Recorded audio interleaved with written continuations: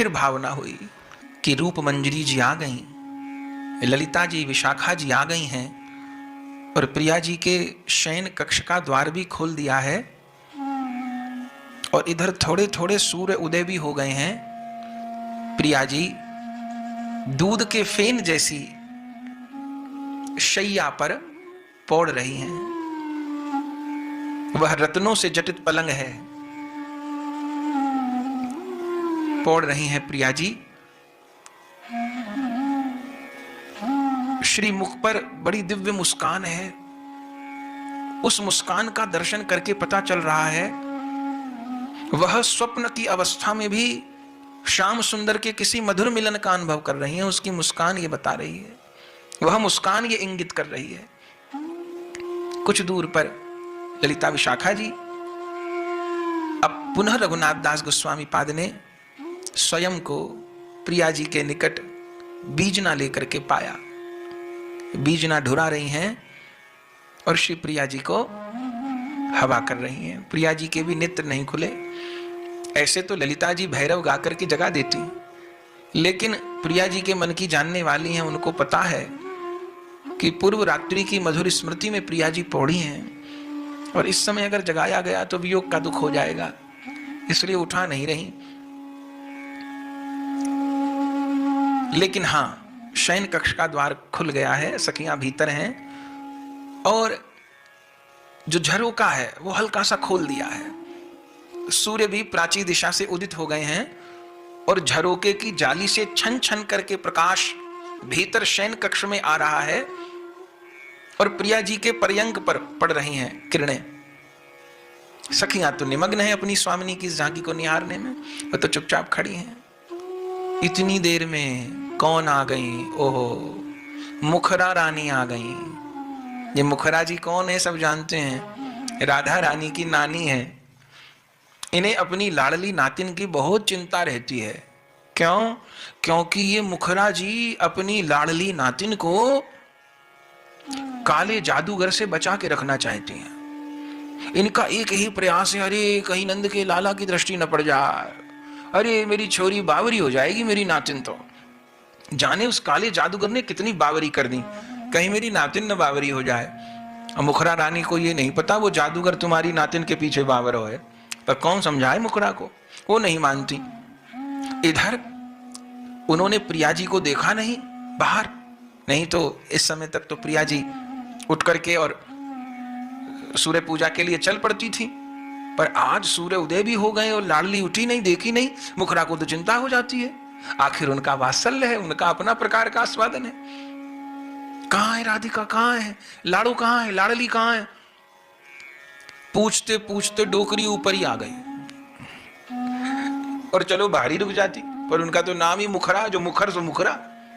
अरे चलते चलते डोकरी तो शयन कक्ष में ही चली गई। अब ब्रजवाली अष्टायाम है ना, यहाँ मुखरा भी आ जाती है। इस लीला का अपना सुख है। निकुंज वाली अष्टायाम में तो कोई नहीं, प्रिया प्रियतम और मंजरी सखी वृंद के अतिरिक्त और कोई है ही नहीं, इसलिए वहां लीला भी बहुत थोड़ी है। लेकिन ब्रजवाली अष्टायाम में अधिक उल्लास है, चूंकि यहाँ अलग होना है और फिर मिलना है। अब वो थोड़ा विश्राम के बाद जो मिलना है वो बहुत आह्लादकारी है, और वो जो थोड़ी देर बिछुड़ करके मिलना है, उस थोड़ी देर की बिछुड़न में कितने कितने वैष्णवों को लीला प्रवेश करने का अवसर प्राप्त हो जाता है, कितने कितने रसिकों को लीला में प्रविष्ट होने का अवसर प्राप्त हो जाता है। तो डोकरी तो ऊपर ही चढ़ आई और सीधे प्रिया जी के कक्ष में पहुंच गई और जैसे हल्ला करती हुई, अरे राधा, अरे लाड़ो, अभी तक पड़ रही है मेरी गुड़िया, अरे लाड़ो उठो, आज सूर्य पूजा को नहाई जाएगी। और वहां देखी कक्ष में ललिता विशाखा जी। अरे ललिता ठाड़ी है, चुपचाप अपनी सखी को उठा ना सके, सूर्य उदय होवे के बाद पौड़ना नहीं चाहिए, आयु क्षीण हो। अरे विशाखा तो किस काम की गुंगी बहरी सी खड़ी है, और तुलसी मंजरी रूप मंजरी से तो कहूं कहा, ये तो कछु सुने ही नहीं। अरे ललिता तू तो जगा देती, अरे विशाखा तू तो जगा देती, अभी तक उठी क्यों नहीं है? अब कौन बतावे मुखरा जी को, उठे कैसे? वो रात को सोई नहीं तो उठे कैसे? उठे हुए में तो देर होएगी। पर मुखरा तो कहां माने। अब वो नानी जी जो हैं तो ललिता विशाखा जी भी नहीं रोक सके। आखिर में चलती चलती मुखरा जी श्री जी की शैया के पास ही पहुंच गई और उसी समय मुखरा जी की आने की आहट से श्री राधा रानी की निद्रा भंग हुई। और जैसे ही उठी वो सकुचा के, सो देखी सामने मुखरा जी, प्रणाम किया। इधर मुखरा जी ने देखो, अरे ये राधा ने कहा उड़ रखो है, पीलो पीतांबर। अरे पीलो पीतांबर, पीलो पीतांबर यहाँ के पास कैसे आयो? मुखरा सोचें, अरे ये पीला पीतांबर, ये पीला पीतांबर, अरे ये तो पीला पीतांबर मैंने कल देखो। कहां देखो, कहां देखो? अरे वो नंद को लाला गैया चराई के लौट रहे हो, वह समय या पीतांबर तो वह नंद के लाला के कंधे पे विराजमान हो, तो ये श्याम सुंदर को पीतांबर राधा रानी पे कैसे आ गए हो? अरे लाली, मेरी लाली तो घर से बाहर जाबे नहीं, आबे नहीं, ये पीलो पीतांबर कहां से आ गए हो? राधा रानी तो चौंक गई, अरे ये क्या हुआ? ललिता जी ने कहा, अरे आज तो मारी गई। ये पीले पीतांबर को कहा चक्कर है? चक्कर ये है कि रात्रि में विहार हुए तो प्रायः ऐसा हो जाता है कि सवेरे जब कुंज भंग होती है, और कुंज भंग तो 3:30-4 बजे होती है, और श्याम सुंदर नंदगांव पधारते हैं प्रिया जी बरसाना, तो प्रायः प्रिया प्रियतम के बस्तर पलट जाते हैं। श्याम सुंदर तो पीतांबर की जगह प्रिया जी की चुनरी पटका मान के, अब अंधेरा तो होता ही है, प्रिया जी की चुनरी पीतांबर मान के ओढ़ के चल पड़ते हैं। और अनेक बार ऐसा होता है कि श्री जी ठाकुर जी का पीतांबर को चुनरी मान करके और ओढ़ लेती हैं पटके को, और आ भी जाती हैं। अब वो इतनी कृष्ण प्रेम मई राधा, वो ऐसी कृष्ण प्रेम में खोई रहती हैं, आ भी जाती हैं, उनको तब भी नहीं सुध रहती कि ये पीतांबर है, चुनरी नहीं है। तो आज फिर वस्त्र बदल गए। अरे सखियां सचेत, ये क्या हुआ? विशाखा जी ने ललिता जी को कहा, आप तो बता देती। ललिता जी ने कहा, बावरी कैसे बता देती, मैंने भी नहीं ध्यान दियो, तुलसी मंजरी ने भी नहीं ध्यान दियो, रूप मंजरी ने भी नहीं ध्यान दियो। अच्छा ध्यान क्यों नहीं दियो? जो बात मुखरा जी ने आके पकड़ ली कि राधा रानी ने पीतांबर ओढ़ रखा है, तो ललिता विशाखा जी तो इतनी देर से हैं भवन में, उन्हें नहीं पता पड़ा। एक कारण है, इन सखी वृंद का, इन मंजरी वृंद का प्रिया जी के प्रेम में, भाव में ऐसा तादात्म्य है। अगर प्रिया जी श्याम सुंदर के पीतांबर को अपनी चुनरी मान रही हैं, तो मंजरी वृंद भी उस पीतांबर को चुनरी ही मानेंगी, क्योंकि जिस भाव राज में श्री जी खोई हैं, उसी भाव राज्य में मंजरी गण भी खोई है, सखी गण भी खोई है। ये स्थिति है। अब जब मुखरा जी ने पकड़ लिया, अरे अब क्या करें? पर इस समय बलिहार पर इस समय तुलसी मंजरी की चतुराई काम आई। जब तक प्रिया जी पीतांबर को चुनरी मान रही थी, तो तुलसी मंजरी भी पीतांबर को चुनरी मान रही थी, तो उनको भी पीला पीतांबर ओढ़ रखा है, इससे कोई असुविधा नहीं थी। पर मुखरा जी ने कहा, ये पीला पीतांबर कहां से आया? तो प्रिया जी को लगा, अरे गलती हो गई, मैं तो चुनरी की जगह पीतांबर ओढ़ आई, अब बात कैसे संभाली जाए? क्या कहना, एक से एक प्रवीणा नवीना, एक से एक प्रवीणा नवीना। कैसी है तुलसी मंजरी जी, कैसी मंजरी गण की बुद्धि हो सकती है? उसी समय क्या बोली, अरे नानी जी ये तो नीली चुनरी है। मुखरा जी ने कही, नीली चुनरी है? पीली पीतांबरी को चुनरी बतावे? तुलसी मंजरी जी ने कही, नानी जी ये जो झरोखा से सूर्य को प्रकाश आ रहे हो है ना, और जो सूर्य की किरणें छन छन के पड़ रही हैं नीली चुनरी पे, तो नीली चुनरी आपको पीली दिखाई दे रही है। मुखरा जी ने कही, नीली चुनरी पीली दिखाई दे रही है? कहा मैं इतनी बूढ़ी हो गई कि मुंह को अब नीले पीले को भी अंतर नहीं दिखाई देगा। कहा तभी तुलसी मंजरी जी ने विशाखा जी को कही, विशाखा दीदी ने एक झरोके पे पर्दा तो डालो, देखो नानी जी जाकर के झरोके पे पर्दा डालते कहा होएगा, तो क्या ये सूर्य को प्रकाश आ रहे हो, इससे नीलो रंग पीलो रंग दिख रहे हो? हाँ अब देखो मैं पर्दा डलवाऊंगी, विशाखा दीदी पर्दा डाल लो। इधर विशाखा जी समझ गई तुलसी की चतुराई। जिस झरोका से खिड़की से प्रकाश आ रहा था सूर्य का, विशाखा जी उस पे वस्त्र लगाने लग गई। अब मुखरा जी ने भी गर्दन घुमाए के देखो विशाखा कैसे पर्दा लगावे। कहा सूर्य को पीलो प्रकाश होए, सूर्य को तो सफेद प्रकाश होए। जैसे वो देखने लगी झरोके की तरफ, इतनी देर में चतुर तुलसी मंजरी ने झट पीतांबरी हटाई ली और झट नीली चुनरी उड़ाई दी। और इतनी देर में ही काम हो गया जितनी देर में मुखरा रानी ने गर्दन घुमाई।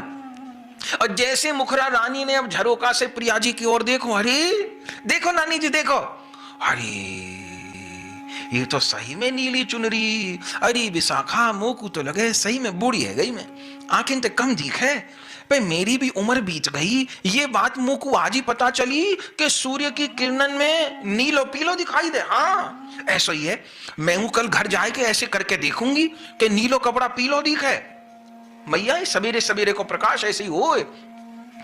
ऐसे कह के आपने प्रिया जी को बचा लिया। अब मुखरा रानी, अब देर मत करो, अब जल्दी अपनी सखी को तैयार करो, मेरी लाडो को, सूर्य पूजा में देर है रही, सूर्य उदय हो गए और सूर्य पूजा कब होगी, उगते सूर्य की पूजा करनी चाहिए। ऐसे कह के वो मुखरा जी तो अपनी नानी पने को स्वभाव दिखा के कक्ष से बाहर आ गई। तब सखिन के जान में जान आई, आफत टली। और अब मुखरा तो चली गई, प्रिया जी अब इस भाव राज्य में डूब गई कि मैं तो चुनरी समझकर प्यारे को पीतांबर ले आई, सखिन ने बचा लियो। पे प्यारे भी तो मेरी चुनरी को पीतांबर मान के ले गए होंगे, और कहीं वो भी पौड़ गए हो, जसोदा मैया रोहिणी मैया ने पूछ लियो हो कि ये कहा है, तो जैसा संकट मेरे पे आयो ऐसे मेरे प्रियतम पे भी आयो होएगा। वहां कौन लीला हुई होगी, वहां की लीला ना है पता। श्याम सुंदर तो बहुत चतुर है, उन्होंने तो खुद ही 100 जवाब दे दिए होंगे।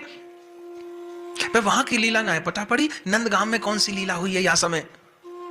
तो मन में आई कि जब प्रियतम मिलेंगे तब पूछ लूंगी, पर फिर मन में सोची कि श्याम सुंदर जब नीली चुनरी ओढ़ के पौड़ रहे होंगे तो कैसे लग रहे होंगे, और कैसे लग रहे होंगे ये सोचते ही प्रिया जी को पुनः श्याम सुंदर को बिरह हो गए। अभी कुछ क्षण पहले ही बिछुड़े हैं, फिर बिरह हो गए।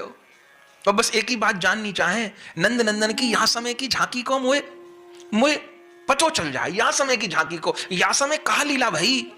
जब मेरी चुनरी पीतांबर समझ के उन्होंने ओढ़ ली होगी, जब मैं उनको पीतांबर ले आई तो मेरी चुनरी ले गए होंगे, वो इस समय की लीला पता चल जाए। जब महाभाव स्वरूपणी ने ये बार बार इच्छा की कि या समय क्या लीला हुई होगी, या समय क्या लीला हुई होगी, इतनी देर में कहा भयो, इतनी देर में श्यामला नाम की सखी आ गई चटपट करती। भाई ये श्यामला कौन है, ये प्रिया जी की सखी है, सहेली है। कहाँ रहे, नंदगाम में रहे, या को काम कहा है, या को काम है जासूसी करना, नंदगांव की सबरी खबर प्रिया जी और प्रिया जी की सखियन को सुनानो। जैसे श्यामला को आते देखो, अरे प्रिया जी की तो जान में जान पड़ गई, आई गई आई गई आई गई, पूरा समाचार दे देगी, मेरे प्राण व्याकुल हो रहे, आनंद भवन में काका भयो। श्यामला जी आई गई, प्रिया जी ने अंक में भर लियो, अरे श्यामला तू आज भली प्रकार आई है, बड़े समय पे आई है, बता तो नंद भवन में कहा भयो, मेरे प्राण व्याकुल हो रहे हैं, तू बता आज नंद लाला की जो मंगला भई नंद भवन में वो कैसी भई, उन्होंने कैसा उत्तरीय धारण कर रखे हो, मुझे बता ना। तब श्यामला सखी ने प्रिया जी को वहां की लीला बताई। नंद भवन में कहा लीला भई, नंदलाल आपकी नीली चुनरी ओढ़ के पौड़ रहे थे, और यशोदा जी रोहिणी जी लाला को उठावे आई तो नीली चुनरी देख के चौंक गए, अरे कौन गोपी की चुनरी खींच लायो। लेकिन यशोदा जी तो पहचानती हैं श्री जी की चुनरी, निकट आती तो पहचान जाती। पर जैसे यहां आपको तुलसी मंजरी ने बचा लियो, ऐसे वहां नंदलाला को देवी पौर्णमासी ने बचा लियो। वाई समय पौर्णमासी आ गई और कहा कहा उन्होंने, यशोदा जी समय अचंबा कर रही, लाला को पीरो पीतांबर नीलो कैसे है गयो। सोई पौर्णमासी ने कह दे, अरे यशोदा जी अचंबो मत करो, तुम तो जानो तुम्हारो लाला गैयान को कितनो प्रेमी है। हाँ हाँ सो तो है, अरे मधुमंगल कह रहे हो कल अपनो पीतांबर, वो जो सुरभि के नयो बिछड़ा भयो है ना, दोबारा सुरभि के नया बछड़ा भयो है नील वर्ण को, अरे वाकू धूप ना लग जाए, अपनो पीतांबर ही वहां नील बछड़ा के अंग पे लपेट दियो। अच्छा अपनो पीतांबर, और फिर कहा भयो पूरे दिन लपेटे रखो वहां नील बछड़ा के श्रीअंग पे, और बिल्कुल मलूक है बछड़ा। संध्या समय याद आई, मधुमंगल मोते कह रहे हो मैया मैं नाय खोलू बछड़ा के अंग थे या को पीतांबर, तो वहीं बछड़ा पे ही रह जाए। और मैया कहती पटका कहां रह गयो, तो अरे मैया तो नीले बछड़ा को अपना पटका उड़ायो, सो बछड़ा को वह नील वर्ण श्याम सुंदर के पीले पटका पे लग गयो, सो पीलो पटका नीलो है गयो, याते नीलो दिख रहे हो। अरे ऐसी बात है, तो पौर्णमासी जी मुझको तो ना पता बछड़े नीले भी होयो करें। हाँ क्यों नहीं हो, नीले पीले हरे गुलाबी हर प्रकार के बछड़ा होयो करे, और ऐसो रंग की छूट जाए। हाँ वर्षा हो गई होगी ना, आप तो जानो इन सखान की उधम चौकड़ी कैसे उधम करेंगे। तो कर दियो होगो, निला दियो होगो यमुना जी में। तो बछड़े को नील वर्ण इनके पीतांबर ते लग गयो, याते पीतांबर नीलो हो गयो पीरे ते। पे छोड़ो या नील पीत की बातें, लाला को उठाओ, नवाओ, सजाओ, गौचारण को समय हो रहे हो। बस पौर्णमासी देवी ने बात संभाल ली, यशोदा जी आगे की सेवा में लग गई। लाला को उठायो गयो है, सुंदर मुख प्रक्षालन करायो है, स्नान करायो है, भोग भय हैं, दाऊ जी के संग आरती भई हैं, और अब तो लाल जी गौचारण को जा रहे हैं। श्यामला सखी ने प्रिया जी को सब बात बताई नहीं, और जैसे प्रिया जी ने सुनो, अरे श्याम सुंदर तो गौचारण को निकल जाएंगे, तैसे झटपट उठी, तो दर्शन कब होएगा? सूर्य पूजा के समय। ललिता जी ने कही, आई तो मैं खड़ी हूं, आज सूर्य पूजा को देर रह गई, और श्याम सुंदर कहूं सूर्य कुंड से निकल गए तो कैसे बात बनेगी? तो झटपट झटपट उतरी है प्रिया जी, और जैसे शैया से नीचे उतरी है, तैसे ही रूप मंजरी ने इशारों कर दियो है। और वह समय श्री तुलसी मंजरी जी सुंदर स्वर्ण की परात लेके, स्वर्ण की झारी लेके प्रिया जी के चरण धुलाने के लिए आई है। प्रिया जी के हस्त कमल, चरण कमल धुलाने के लिए जैसे ही आगे परात लेके आई हैं, और श्री प्रिया जी के चरण कमल में वह केसर सुवासित जल छोड़ रही हैं। इतने कोमल चरण, इतने कोमल चरण, सुंदर प्रिया जी के चरण धुला रही हैं, कपूर मिश्रित मृतिका लगा करके चरण प्रक्षालन कर रही हैं, केसर मल के प्रिया जी के चरण प्रक्षालन कर रही हैं। और प्रक्षालन के पश्चात अब वस्त्र के स्थान पे तुलसी मंजरी अपने केशों से प्रिया जी के चरण पहुंचने चाह रही हैं। बस वाही समय लीला को विराम हो गए है, स्फूर्ति भंग हो गई है। तभी आपने कहो, प्रक्षालय भाविनी कचेरी हो मार्जयामी, मैं कब अपने कचसों, अपने केशंसों आपके चरण कमलन को मार्जन करूंगी, आपके चरण कमलन को पहुंचूंगी।